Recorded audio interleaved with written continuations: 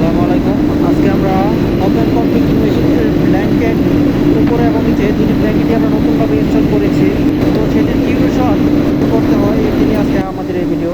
Blanket setting করার পর machine speed এবং টেম্পারেচার এবং টাইম এই এই কয়েকটা জিনিস ফলো করে আমাদের টোটাল 17 ঘন্টা এই কিউরেশন প্রসেসটি চলবে। হিটিংয়ের কাজ শেষ হয়ে গেলে আমরা কুলিংয়ের দিকে যাব। কুলিংয়ের যে অপশনটি আছে, আমরা কুলিং 80 ডিগ্রিতে নামাবো 4 হাওয়ার স্পিডে।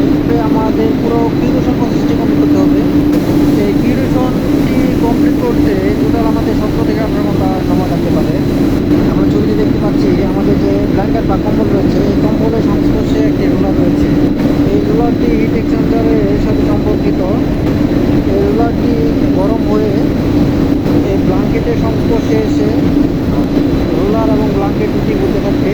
নিচে এবং উপরে দুইটি রোলার রয়েছে, দুটি রোলারই গরম হবে। গরম হয়ে হিট এক্সচেঞ্জারের মাধ্যমে আমাদের উপর এবং নিচে দুটি ব্ল্যাঙ্কেটই ঘুরতে থাকবে এবং গরম হতে থাকবে।